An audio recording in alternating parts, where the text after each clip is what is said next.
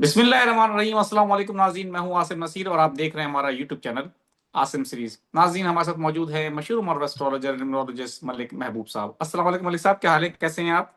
वालेकुम अस्सलाम। अल्लाह का करम है। आप बताएं आसिम साहब, आपके क्या हाल चाल है?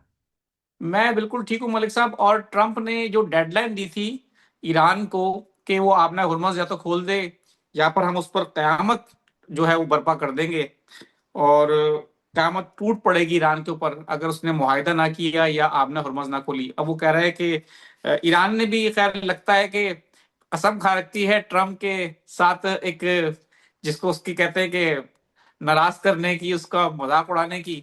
और वो कह रहे हैं कि जी तोड़ ले कयामत जो तोड़ सकते हैं आप। ईरान जो है वो अपना नया फजाई निज़ाम जो है उसने फाल कर दिया है, और अमेरिका के उसने तैयारे भी गिराए हैं। और अब जो है वो मजबूत पोजीशन में बज़ाहिर। तो पहले जिस तरह ईरान पे अटैक हुआ और अमेरिका ने कहा था कि हम ईरान की आसमान में, ईरान की फजाओं में हमारा कब्जा होगा, वो बात भी गलत साबित हो गई। ईरान ने उनके तैयारे गिरा दिए और उनका अब आके दिखाएं आप। जमीनी फौज के वाले से भी वो कह रहे हैं कि आप आए, एक भी जिंदा वापस नहीं जाएगा। तो हर महाज पे ईरान को जो है वो कामयाबी अल्हम्दुलिल्लाह नसीब हो रही है।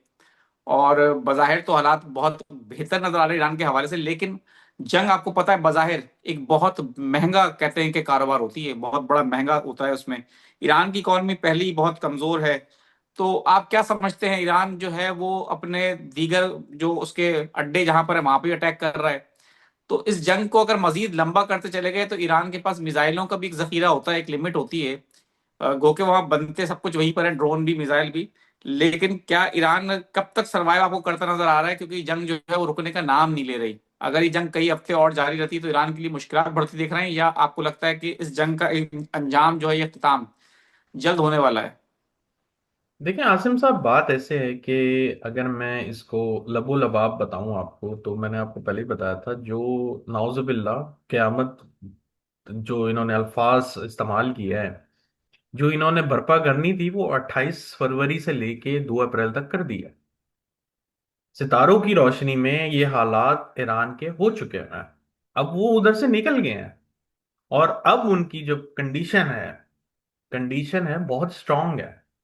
उनके नेटल मार्स के ऊपर मार्स आ चुका हुआ है, वो एक्टिवेट करेगा उसको, और उसकी वजह से वो बहुत ज्यादा स्ट्रांग पोजीशन में। इनफैक्ट आपको ऐसा महसूस होगा एट सम पॉइंट आने वाले दिनों में कि ईरान के अंदर ईगो भी नजर आ रहा है। अब वो बिल्कुल। जंग जंग तो एक अलग साइड पे है, लेकिन उस हाउस में नाइन्थ में मार्स, मर्क्यूरी और इनका सन है। तो अगर मार्स ने उस हाउस को एक्टिवेट किया है, तो उसने तीनों प्लैनेट को एक साथ एक्टिवेट कर दिया।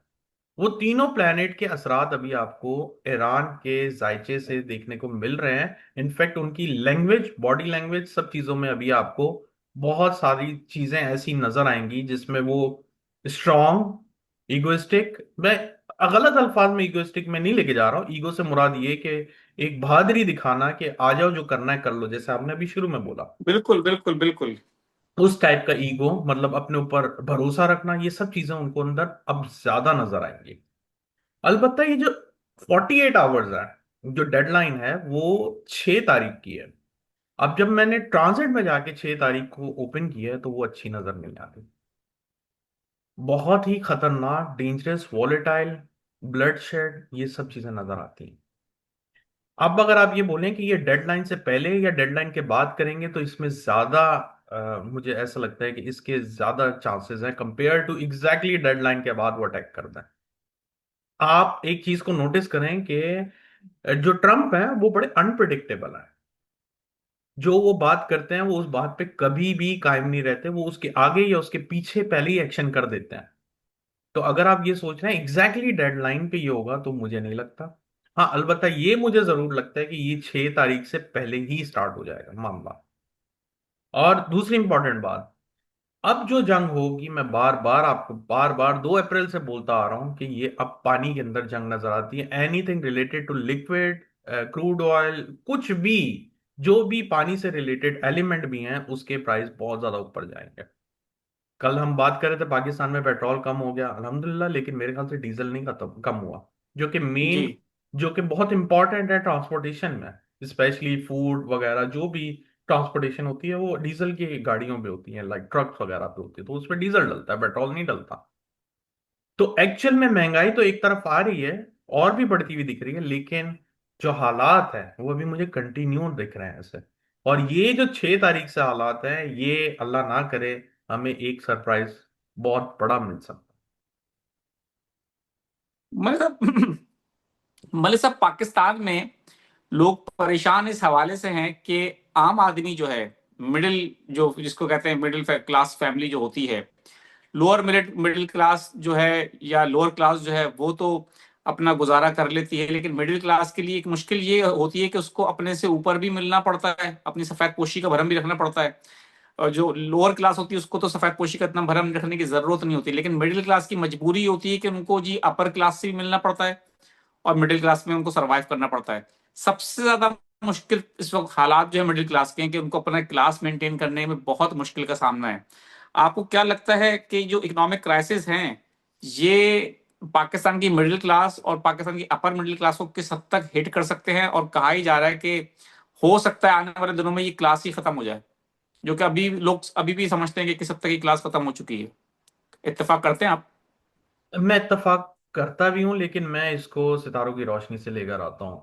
जो बात मैं आपको फरवरी से कंटिन्यूस बोलता आ रहा था कि अप्रैल ऑनवर्ड खुदा ना खास्ता मुझे महंगाई का तूफान नजर नहीं आ रहा, सुनामी नजर आ रहा है। उस वक्त ये सिचुएशन अभी बनना भी नहीं शुरू हुई थी, जंगों के हालात नहीं खराब हुए थे, जंग शुरू भी नहीं हुई थी। तो अपनी चीजें सितारे पहले से डिस्क्राइब कर देते। बात यह है कि हमें डॉट कनेक्ट करने की जरूरत होती है कि क्या इवेंट होगा, किसकी वजह से क्या कॉन्सिक्वेंसेज होंगे और रिएक्शन ये आएगा। हमें जो होता है ना एंड रिजल्ट पता चलता है। अब अगर आप मुझसे ये बोलें कि ये क्लास खत्म होने वाली है, ये क्लास रहने वाली है, मुझे नहीं इसका इल्म, क्लास रहेगी नहीं रहेगी। मुझे इतना पता है कि पाकिस्तान में बहुत ज्यादा क्राइसिस आपको मई जून जुलाई अगस्त में दिखेंगे। अब वो क्राइसिस दो तीन सूरत हाल में होंगे। एक तो खुदा ना खास्ता, अल्लाह ना करे, अल्लाह करे खैर खैरियत से निकल जाए, अप्रैल के बाद मई जून, ये पाकिस्तान मतलब स्पेसिफिकली मई, मई में ना पाकिस्तान के जो इश्यूज आपको नजर आने वाले हैं, खुदा ना खास्ता वो इंडिया के साथ एक झड़प हो सकती है। इन शॉर्ट मतलब ये है कि जैसे ही ईरान अमेरिका साइडलाइन होंगे, तो फिर पाकिस्तान का या अल्लाह ना करे किसी और मुल्क का फिर एक महाज खुलता हुआ गर्म होता हुआ नजर आएगा। अब उस दौरान में मुझे नहीं लगता कि पाकिस्तान एक तरह से फाइनेंशियली स्टेबल होगा। पाकिस्तान की क्राइसिस मजीद बढ़ रहे हैं आने वाले दिनों में, और उसी वजह से शायद हुकूमत की छुट्टी हो सकती है, या कोई और रीजन भी हो। लेकिन जून जुलाई अगस्त हुकूमत के लिए बड़ा टफ होने वाला है, बहुत ज्यादा टफ होगा। बिल्कुल ठीक है। मलिक साहब, आखिर में मुझे एक सवाल का जवाब दे दें। बहुत सारे लोग हैं वो हमसे कमेंट सेक्शन में सवाल करते हैं और वैसे भी पूछते हैं कि कुछ लोगों ने पिछले दिनों, आप जानते हैं, आपसे गोल्ड के ऊपर और जो सिल्वर है, चांदी, उसकी हम्म इन्वेस्टमेंट के हवाले से सवालात भी किए थे। इस वक्त जो है चांदी पे कुछ लोगों ने, पाकिस्तान की अगर मैं बात करूं स्पेशली, 11,000 पर तोला और 12,000 रुपए तोला जो है चांदी उठाई थी। हम्म तो अब वो आई थिंक के नीचे आ गई है, 7,000 या 8,000 पर तोला पे आ चुकी है।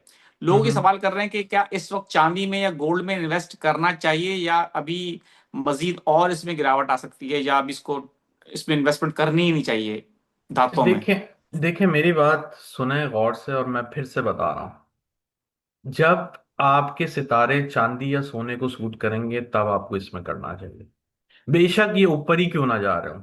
अब मैं एग्जांपल के तौर पे आपको समझाता हूँ, आपको समझ भी आ जाएगा। अब मैंने बीच में आपको ये प्राइजेस के बारे में दी इंफॉर्मेशन, ठीक है। इसमें से कुछ ऐसे लोग होंगे जिन्होंने बहुत शुरू में ले ली, उन्होंने फायदा उठा लिया क्योंकि उनको जी, ये चीज सूट कर रही होगी। और जिनको सूट नहीं कर रही, उन्होंने बिल्कुल टॉप पे ले लिया। अब वो टॉप पे बिल्कुल लेके बैठ गए, अब ये उनकी गले की हड्डी बन गई। इसलिए बिल्कुल इन्वेस्टमेंट से पहले आप अपना जायचा जरूर रीड करवाया करें कि क्या ये धात, क्या ये मेटल मुझे सूट करेगा। हो सकता है अगर आप चांदी की जगह सोना लेते या कुछ और वाइस वर्सा कुछ भी ले लेते, वो आपको साथ दे जाता। अब जहां तक सिल्वर और गोल्ड की प्राइस है, ये ऊपर जाएंगे, लेकिन अभी ये कंसोलिडेशन फेज में, मतलब ये ऊपर नीचे रहेंगे। आने वाले महीने स्पेशली मई जून जुलाई, ये जरा अच्छा टाइम होगा इनके लिए, डोंट वरी। ये ऊपर जाएंगे, लॉन्ग टर्म इन्वेस्टमेंट के हिसाब से बहुत अच्छे हैं। बिल्कुल ठीक है। लॉन्ग टर्म इन्वेस्टमेंट के लिए आप समझते हैं कि ये अच्छा है? बिल्कुल ठीक है मलिक हम्म साहब। मैं कुछ लोगों के सवालात ले लेता हूँ। एहतिशाम साहब है, 18/3/1999। और वो कह रहे हैं कि 2026 कैसा होगा, कोई प्रमोशन होगी मेरी?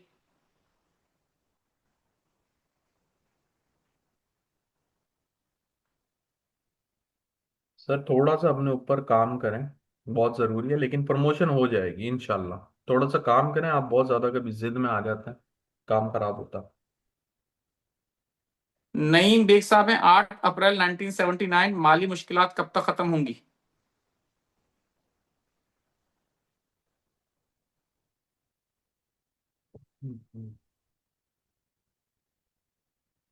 आई एम होपफुल 2027 के बाद सेकेंड हाफ से चीजों में बेहतरी आना शुरू हो जाएगी।